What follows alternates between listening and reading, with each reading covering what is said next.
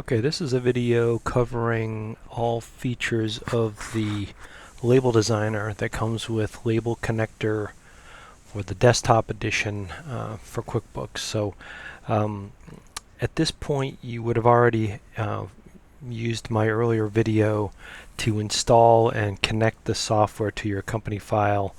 Um, and now at this point you're designing the label. And first of all, just want to sort of go through this sample label here, but also when you create a new label, let's just close this temporarily here.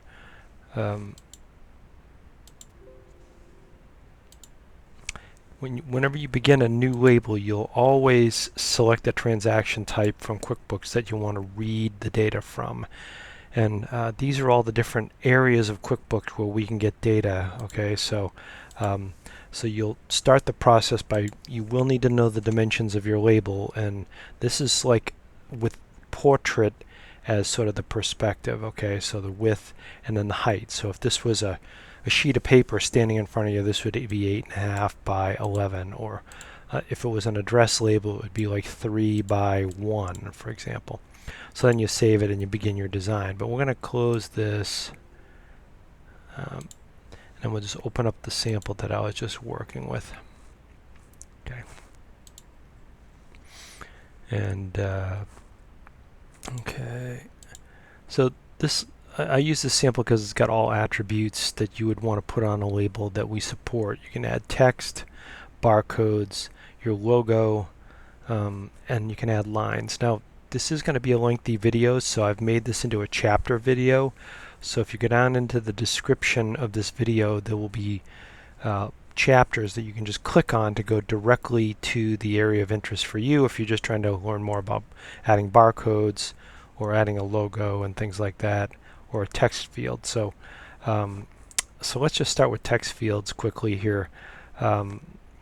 Any text field, when you add it to the label, you click here and you click down onto the label surface area, and you can give the text field any name you want. We'll call this,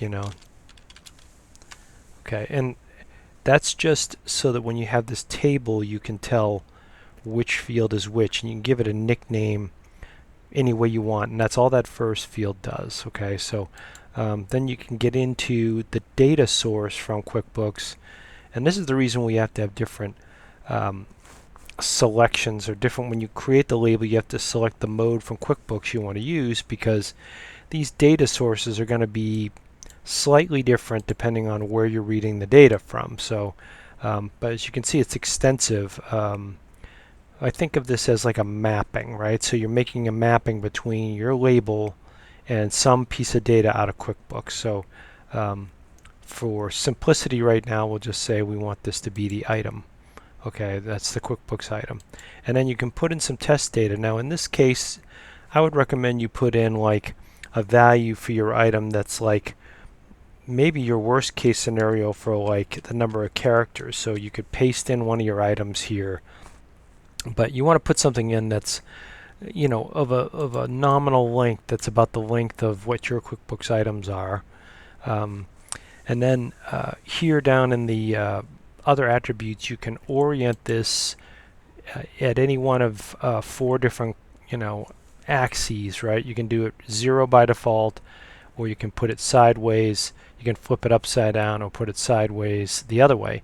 And this, by the way, is needed because when you do a label that's landscaped, when it prints, you'll need to put it at either 90 or 270, whichever you prefer. But we'll make another video on that later. But that's if you were to make kind of a sideways label. If you have a smaller printer and you're doing a 4x6, but you want it to come out landscaped or sideways as it's printing, then you would need to orient.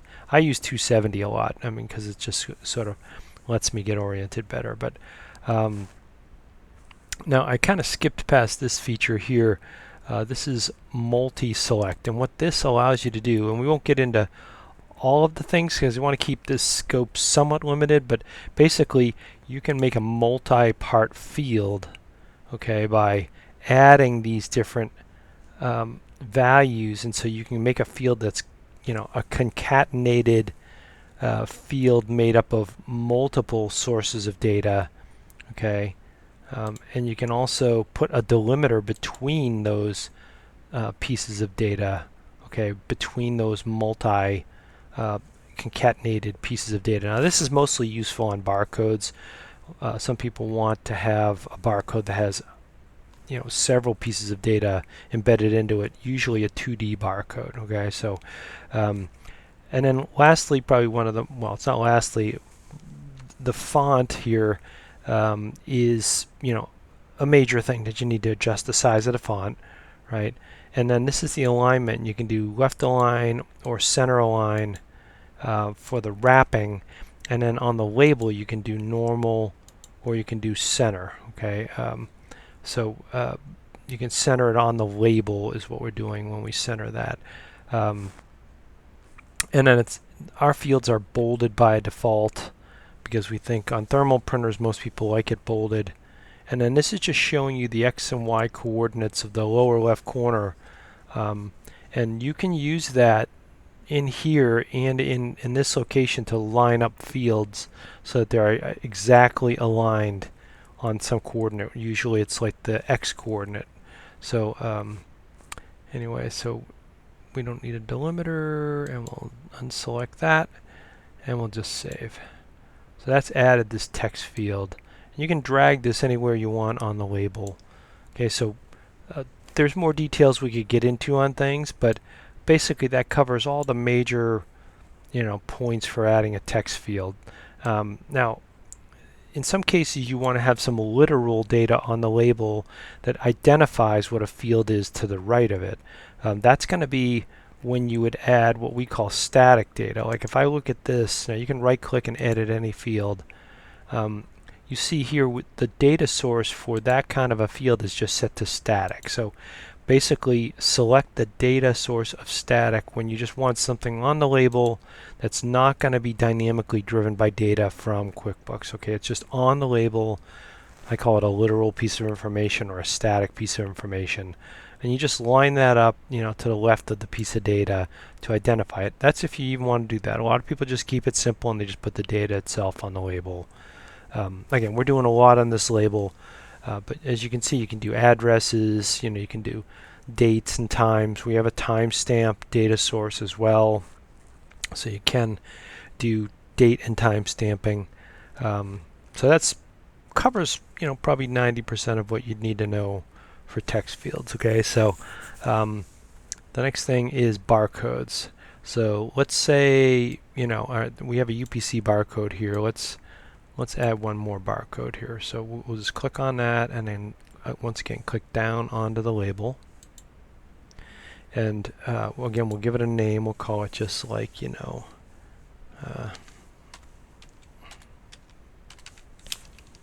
call it tutorial barcode.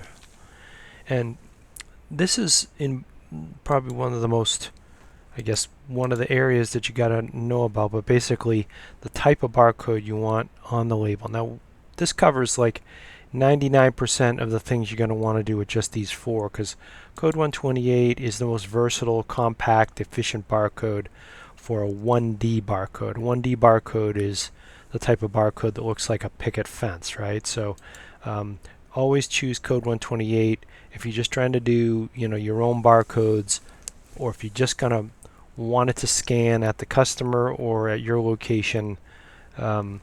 UPCA is a symbology that's used in the retail industry. If you have a nationally registered UPC code, then you would select that symbology. And that's, again, for people that are printing labels that are going to get scanned at in the retail world. If you have a whole bunch of customers and things like that, and you have nationally registered UPC numbers, you'll probably already know that that's the symbology you should select.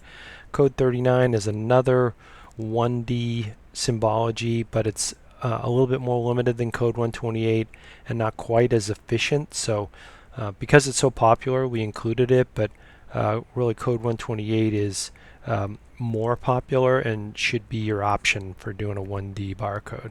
And then lastly, we support QR code, which is now become famous with COVID as that barcode that's on every table when you go to a restaurant. But you can put paragraphs of information into a QR code, but then if you scan that, that whole paragraph's going to come out, wherever the scanner is, connected to in an application. So that's again where that multi-part, multi-select data source is often used. But for now, we'll just stick with a simple code 128. And then for test data, again, you want to have something that's the number of digits in numbers and letters, that you're going to tend to have for your item. So if you have like a long item that's like, 15 characters long or something, then you're going to want to type in some good example data. And the reason is the more data you have in a barcode, the longer that barcode gets. Now with a 2D barcode, it's slightly different, but with a 1D barcode, this is going to be a longer barcode than if I just do this many characters. Okay, so it's good to test with test data, and you don't want the barcode getting near the edge of the label because it's not going to scan properly if you do that. So okay, so you've got all the parameters in here, and you're filling out all the parameters for the barcode.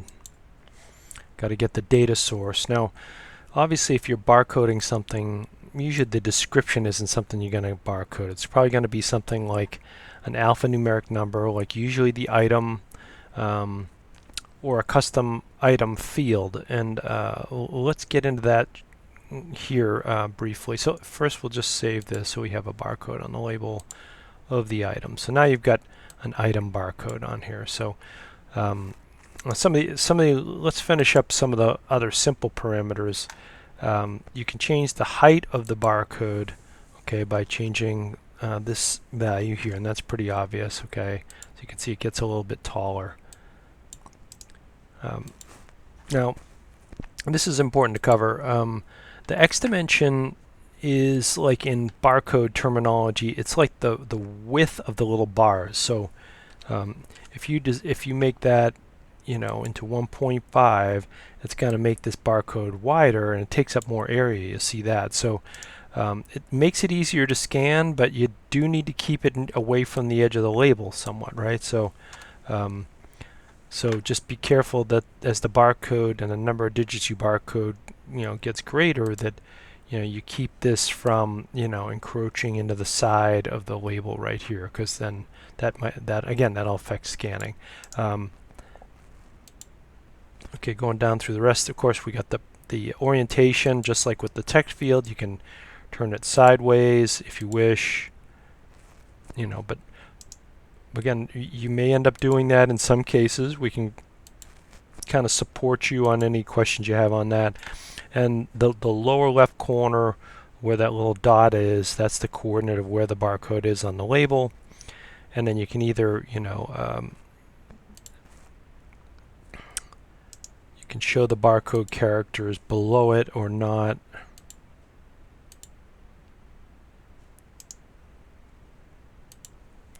And then you can control the font size of the barcode characters and where they will be positioned on relative to the barcode. So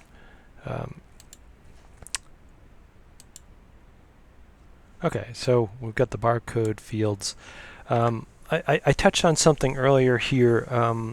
If you've got item custom fields, like in your items, if you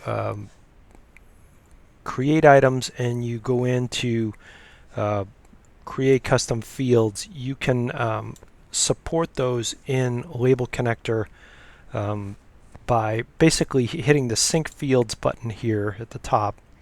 Okay, let me hit that for you, and it'll pull in your custom item fields into the data source list. And I'll show you, like, basically they won't have much meaning, but basically down here at the bottom you'll see your custom item fields. So that's really valuable, like in cases where you might want to have attributes to an item and get them onto the label, like revision level or material or color or things like that. detailed attributes of the item. I'm going to put this back to the date here. Should put this to ship date. So, okay. So basically, we can support item custom fields as a data source on the label. Again, great way to get things, onto your label and keep quality data in QuickBooks where it belongs, and then get that under your label in certain places. So, okay. So next, moving on to the let's do the images first here. So keep it in order of the buttons here. So if we look at this image here and its attributes, okay, basically you can use a fixed image and navigate out to it and browse and grab that image off your computer. Okay, that's just a fixed image. Okay, basically you can make the image be just planted into the label. This shows its coordinates. Usually you'll have to reduce the size of the image quite a bit, like it's usually about 4 times larger when it naturally exists than what you'll want on the label. So we'll keep the original aspect ratio of the image intact by default, but if you just change like the width parameter, we'll calculate the height parameter based off of what the original aspect ratio of the image was. Okay, and then again you can orient it sideways or straight up as we show here. So if we get into some of the other ways to configure an image on the label, you can use a variable image, which allows you to put an image file name into a data location in QuickBooks. Now some of this with variable images gets complicated, and I think we're going to have a separate video on that, but basically if you want separate images for each of your items, you can store those in a folder, and then we can source those images and put those on the label. So there's a couple ways we can do that. The latest way that we'll probably recommend is using our dynamic image feature, and I'll just give you some background for that. But basically this is mostly used in cases where you want to have like an image, a separate image for every item, right? So if you're doing like, let's say, shoes, and every shoe has a separate image, you can store those images in a folder.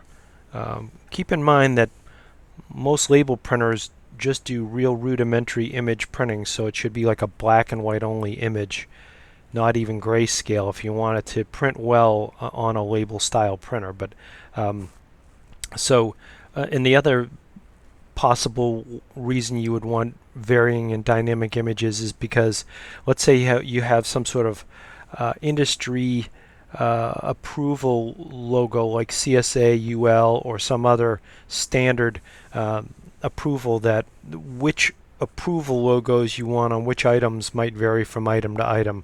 So what we've added is a capability to import a CSV file. Okay, here's where you specify the directory where you're going to keep your images. Okay, and then here you can upload a CSV file that would be a mapping between, like, now there's a lot of capability with this. Okay, again, that's why this could be a separate video, but you can put the image file names and the items into a CSV file.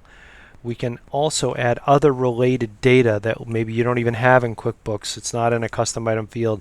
If you want to put in a whole table of data, but one of the first column has to be the QuickBooks item, and you can upload that here, and then we can pull in that data source, and so that you can use that column name of that CSV file, as a data source. And again, we'll get into more details on that. So, but that can be done for both text fields and for image fields. So lots of capabilities here, and you can always call us if you have a particular application that you want to do with that. So okay, so that's images. So then we'll get into probably one of the more basic types of things to add would be to add a line. And you can I will admit that our user interface for this is not obvious, but basically you can add lines, you can, if you carefully mouse over the end, you can change the ends of the lines, and if you mouse over the top and bottom, you can change the thickness of the line like that. So, but basically, if we, select that and delete it, let's go ahead and just add a line here. Basically, what I do is I just click down onto the left side, and it's going to default to a line that's the width of the label that you have, okay? And then you can make the thickness anything you want. Let's just make it thicker so you can kind of see what that's going to look like. Okay, so you can make it thicker by editing it. Let's make this 10. Or you can just, again, as I mentioned, you can just drag it and change it like that. And you can move it around the label.